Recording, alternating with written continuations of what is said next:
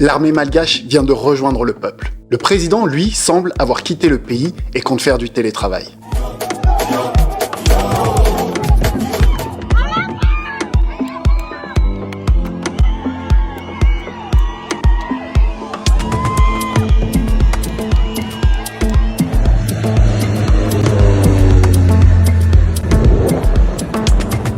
Et honnêtement, au moment où je tourne cette vidéo, les choses risquent de changer rapidement.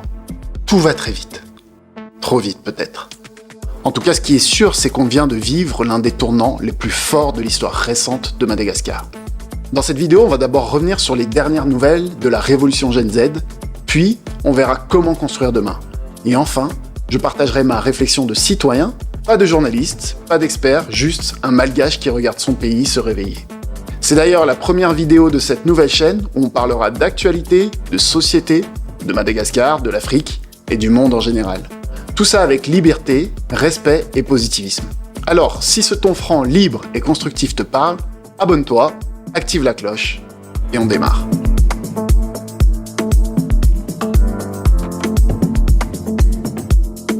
Alors, il y a quelques jours encore, tout semblait bloqué.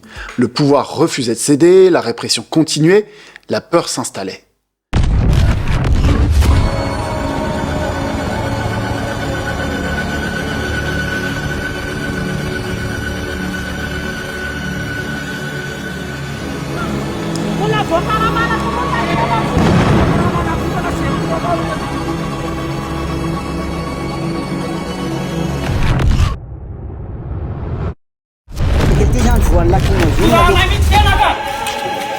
Zavatra ilaina tompoko a tsy miteza eo raha tsy ny televerika sy ny rehetra rehetra fa zay tompoko mila misakafo ara-dalàna izahay mba jereo mifatrany malagasy reto a mijaly zahay mijaly talao mitaraina aminao zay tompo aso reto amin'ity firenena ity dia olona ratsy zay soazy a Yung fo. Katanina dia ninjero. Fa raha tsisy an'ity dia tao amin'ny tongotra.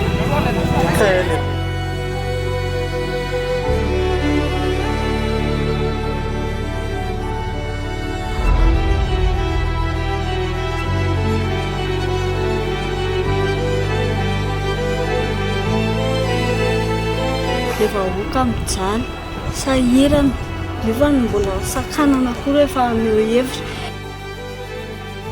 Okay, ask the president of the country Madagascar. Okay.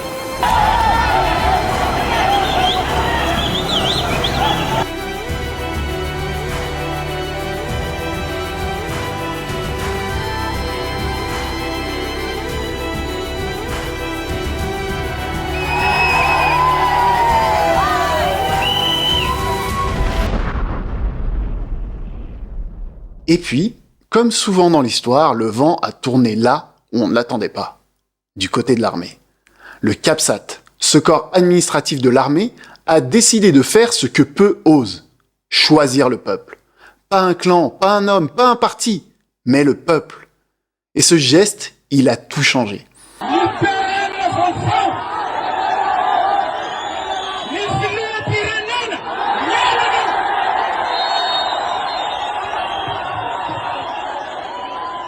Parce qu'à partir de là, les manifestants ont pu rejoindre la place du 13 mai, le symbole de la résistance et de la fierté nationale.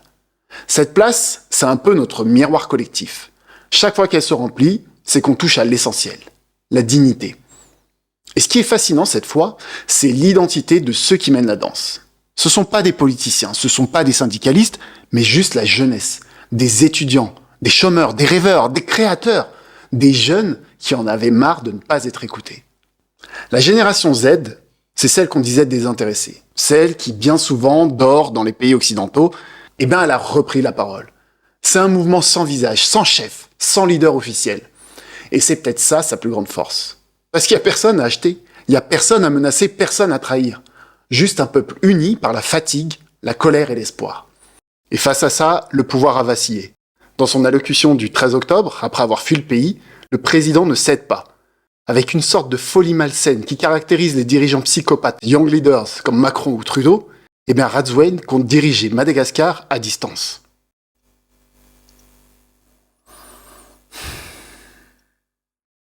Mais comme les absents ont toujours tort, je vous propose de le laisser y croire seul dans son coin. Concentrons-nous à nouveau sur l'essentiel, Madagascar et le peuple malgache. Mais sans leader, au singulier ou au pluriel, ce mouvement peut très vite se transformer également en un feu de paille.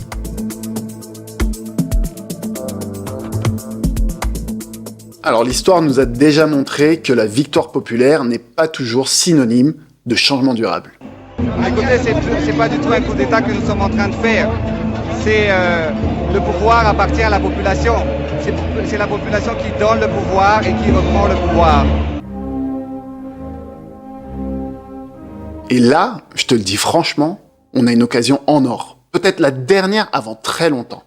Une occasion de refonder, pas juste de remplacer. Alors oui, il faut célébrer cette victoire symbolique, ça c'est clair.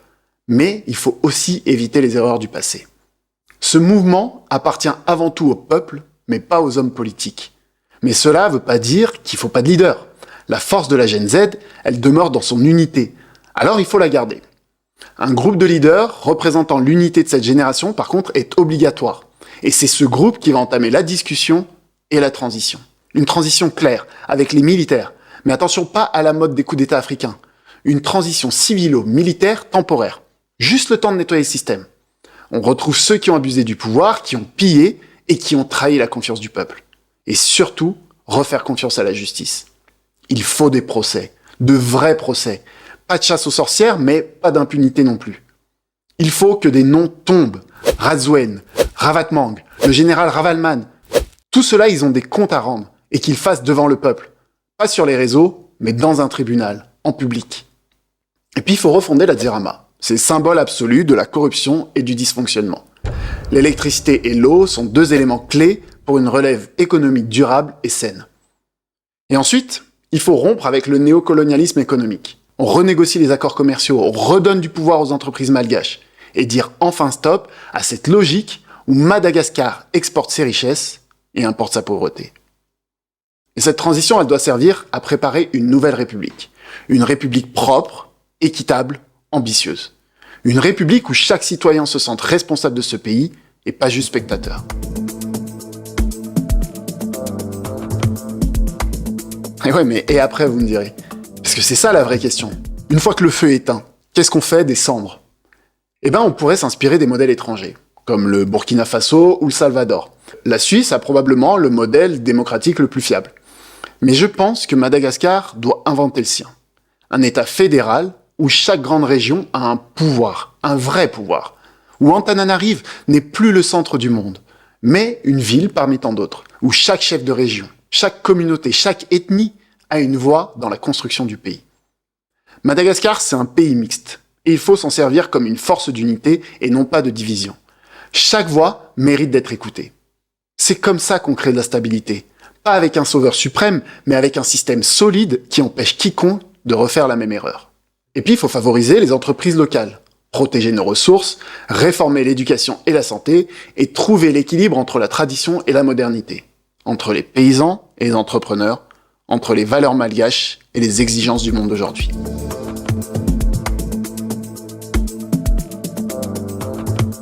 Ce qui se passe actuellement, c'est plus qu'un événement politique. C'est un réveil collectif.